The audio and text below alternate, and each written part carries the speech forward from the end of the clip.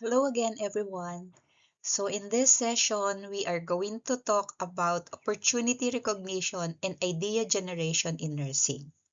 Okay, so when we think about nursing, we often think about yung mga direct clinical care, patient advocacy, or bedside management, di ba?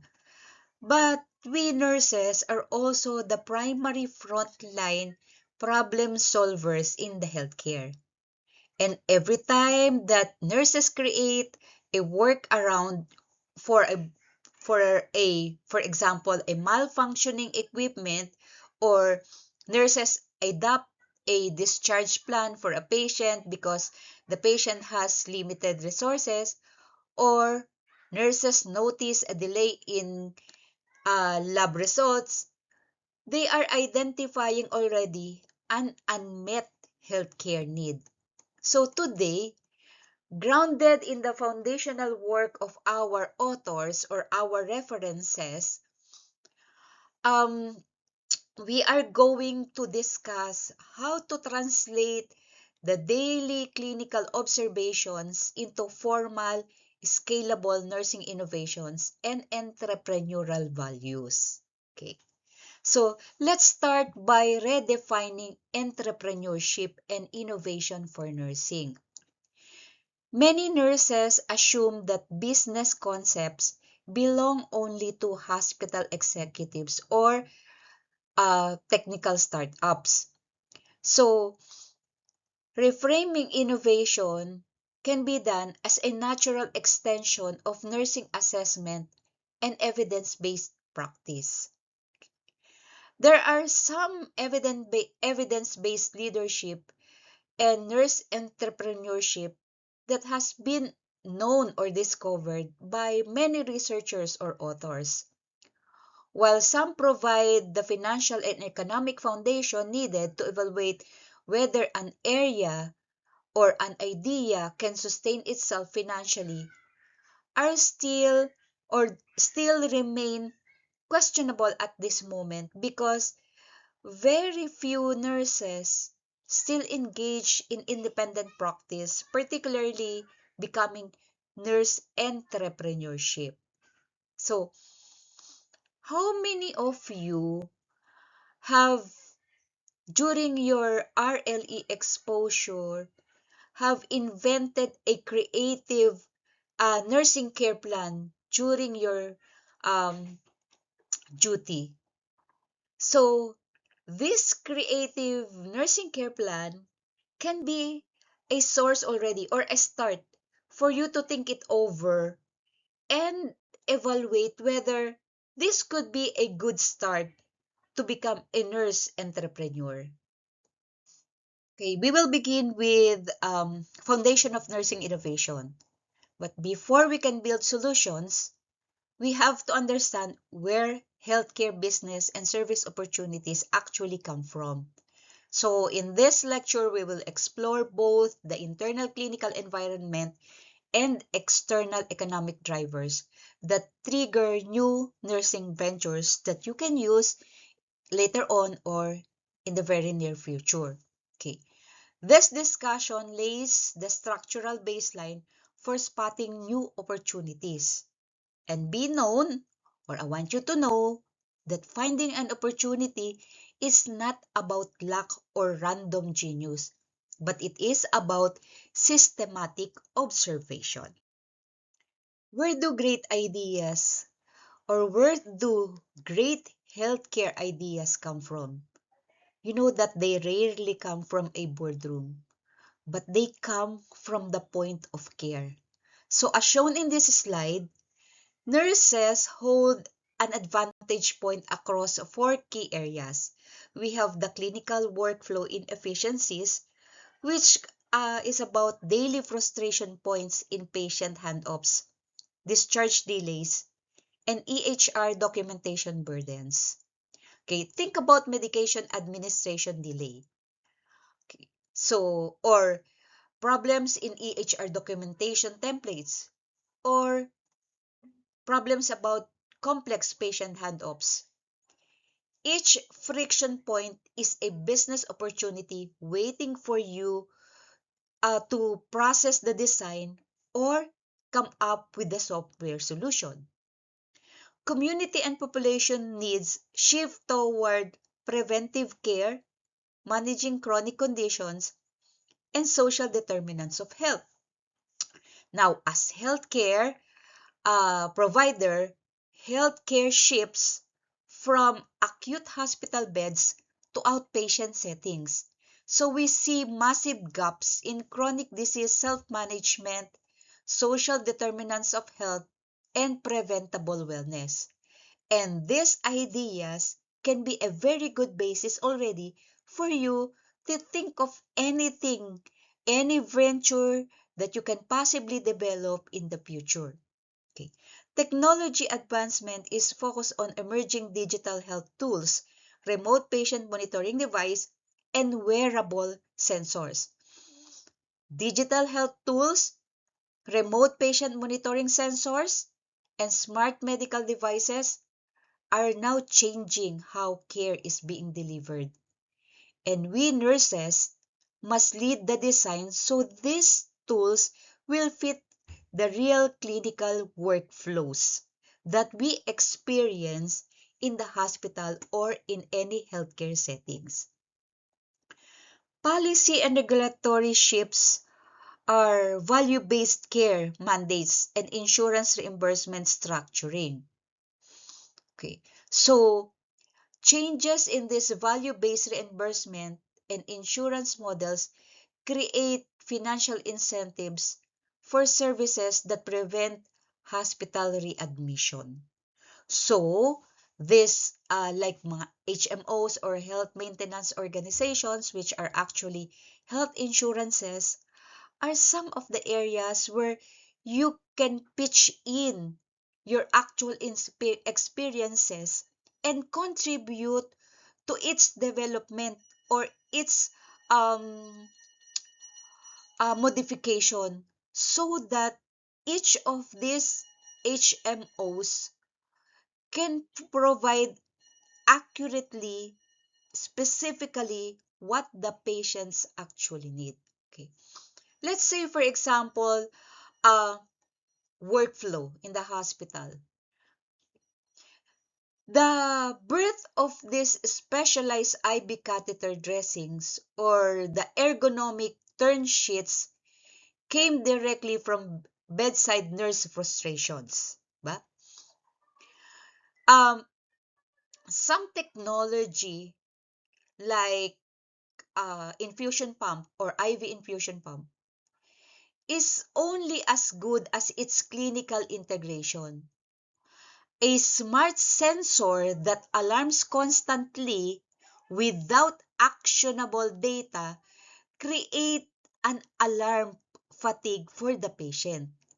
So this alarm fatigue can be your basis and take it as an opportunity for you to become innovators and improve alarm management algorithms so that the patient will be able to totally rest while admitted in the hospital.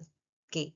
Now, among these four areas that you encounter, which do you think can be an area where you will be interested to become nurse entrepreneur later on? To systematically recognize opportunities, we must look through two lenses. We have the internal clinical sources and external environmental sources. On your left is the internal sources. These are internal to healthcare facilities, and these include high hospital acquired infection rates, patient fall risk, burnout, and evidence-based practices gaps. This is where research shows a better way to care for patients, but practice has not caught up yet. On your right is the external sources, and these are macro environmental shifts. An aging demographic means millions of older adults need specialized home care and memory support. Cost constraint or cost containment provides pressures, which mean health system want to move care out of expensive hospitals and into community clinics or home-based telehealth. Okay. This is also focused on unserved markets like rural towns, urgently need nurse practitioner-led primary care clinics. Okay. Let's use this and compare it side by side. Okay. Let us contrast the micro-level hospital problem with macro-level socioeconomic trends. Let us link both of them. Let us link evidence-based practice to innovation. Okay? EBP and innovation are actually sisters. EBP asks the questions, what is the best current evidence to solve this clinical problem? While innovation asks, if no evidence-based solution exists yet, how can we create one? So this will now serve as your turning point and idea on what venture you would like to create later on. Now that we know where opportunities stem from, let's turn to techniques for opportunity recognition. Here, we will examine specific frameworks to evaluate whether a clinical problem is actually a viable opportunity worth pursuing. Okay, let us shift from spotting problem to evaluating problem. Not every complaint or frustration in the hospital represents a viable business or service opportunity. Opportunity recognition requires your validation. It requires expert validation. One of the biggest mistakes that new innovators make is falling in love with a solution before fully understanding the problem. Okay?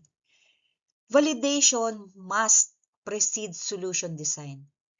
You must verify problem solution fit. Before engaging or writing any business plan or before building a product, ask three critical questions. First, is the problem widespread? Does it affect thousands of patients or healthcare workers or just one unit or just one person? Is it urgent? Does leaving it unaddressed lead to patient harm, nurse burnout, or immediate financial loss? Or is it financially or clinically costly? If an organization is losing millions due to pressure injuries or readmission penalties, they will actively pay for solution.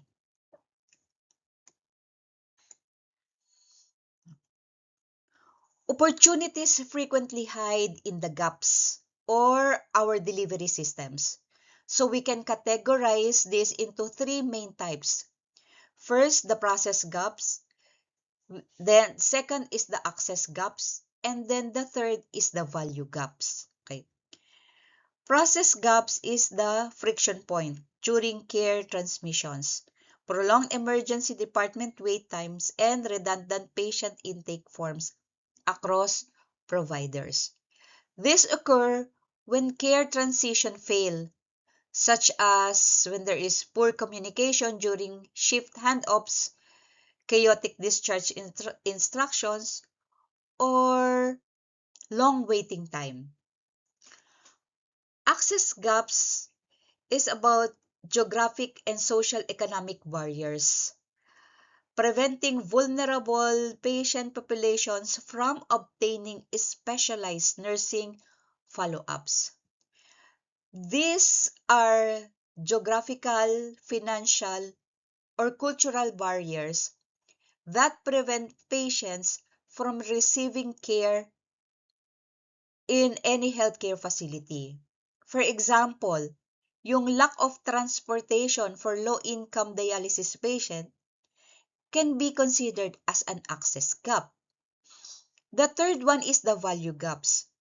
the high-cost services that deliver suboptimal health outcomes, creating opportunities for cost-effective nurse-led care models. Okay, this occur when healthcare spending is extremely high, but patient outcomes remain poor.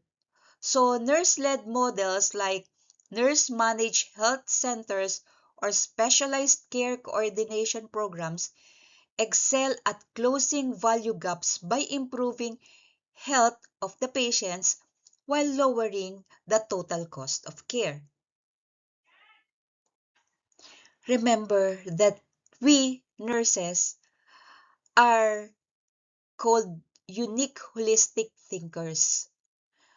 While a surgeon might focus only on the procedure, nurses see the whole trajectory, pre-op preparation, discharge education, home recovery, and even prescription access. That holistic perspective is where gap identification thrives. Now let's move forward to idea generation and venture screening. Okay. Once we have recognized a true gap, how do we now generate creative concepts and rigorously screen them to ensure they are operationally and financially feasible? Okay. Let's move from discovery into action and assessment. Remember that creativity without screening leads to failed ventures, while screening without creativity can also lead to boring, incremental ideas. So, the rule of thumb is we need to know both. Developing a nurse-led venture is a three-stage evolutionary funnel, as shown in this slide. Ideation and design thinking is about conducting unstructured multidisciplinary brainstorming that is a focus on clinical pain points without early judgment. This is the creative, judgment-free phase. Multidisciplinary teams conduct brainstorming. They do brainstorming broad solution around patient pain points, empathy mapping, and clinical observations. Initial venture screening is about evaluating ideas against clinical feasibility, market demand, regulatory hurdles, and startup cost. Here, we apply critical filters. We evaluate feasibility, market demand, regulatory hurdles, and initial startup capital requirements. The third is the value proposition fit. This means refining concepts to ensure measurable improvement in quality, safety, patient experience, and cost. So this is where finally we can refine the concept against the quintuple aim. Does this venture measurably improve clinical quality, lower cost, enhance patient experience, support clinician well-being, and advance health equity? So, let's think about this very carefully. So, you have to think of the importance of bringing a non-nurse or those who are not nurses, such as engineers, software developers, finance expert, into nursing ideation curriculum or courses. Turning down weak ideas early can save valuable time and financial capital. And a strong value proposition must clearly state we help our target population solve their specific problem by providing our unique nurse-led solution. So basically, That's how you are going to screen your proposed nursing ventures. To make screening objective rather than emotional, we can use a structured venture idea screening matrix, which is adapted from our official references. When you evaluate a potential nursing venture, score it across four core dimensions. Okay. Under clinical impact, the question is, does it solve a critical safety or outcome issue? Under financial feasibility, the question is there a clear reimbursement pathway, fee for service model, or measurable ROI for health systems? Now, under operational scalability, the question to ask is, can it smoothly integrate into existing nursing workflows without adding excessive documentation burdens? Now, on regulatory alignment, our question should be, does it comply with the Nursing Practice Act, scope of practice, and other medical regulations? You know, clinical impact and regulatory alignment are ranked as critical. An idea can be financially profitable, but if it violates Nursing Practice Act or does not improve outcomes, then it cannot proceed. So, what can we do? Ba? So, let's use this table as a scoring rubrics for your capstone projects or innovation ideas. Let's say, for example, you are a nurse and you want to launch an independent foot care clinic or diabetic for diabetic patients. Now, analyze what will be the clinical impact, what will be the financial feasibility, what will be the operational scalability, and lastly, what will be the regulatory alignment. So these are the things that you need to consider before starting up any venture that is related to your profession. Nurse-led innovations do not exist in a vacuum, but they contribute to a global and institutional health priorities. So, in this slide on your left, we align nursing ventures with the United Nations Sustainable Developmental Goals. Under SDG 3, or Good Health and Well-being, the core driver of nurse-led preventive care is present here. Okay? Primary benchmark for nurse-led initiatives driving preventable care and chronic disease prevention. SDG 5, or gender equality, is focused on empowering a predominantly female healthcare workforce into an executive and entrepreneurial leadership roles. This SDG 5 is elevating a historically female-dominated profession into economic leadership, executive roles, and venture ownership. SDG 10, or Reduce Inequalities, is directing innovative solutions toward underserved rural and low-income community health clinics. So, directing innovative care models toward vulnerable rural and under-resourced communities can be a very good opportunity not only for nurses to become entrepreneurs, but also to the clients or to the patients who will benefit um, very well on this idea. Now, on the right, we are aligning, or we align with the health quintuple aim, Okay? So, we are emphasizing here the nurse well-being. If a new technology or venture increases nurse burnout, it fails the quintuple aim standard. So, here we have the health equity, addressing systemic social determinants of health through community-rooted services, the nurse well-being, designing venture workflows that reduce clinician administrative fatigue and burnout, and value-based economics, maximizing clinical outcomes while lowering per capita expenditure.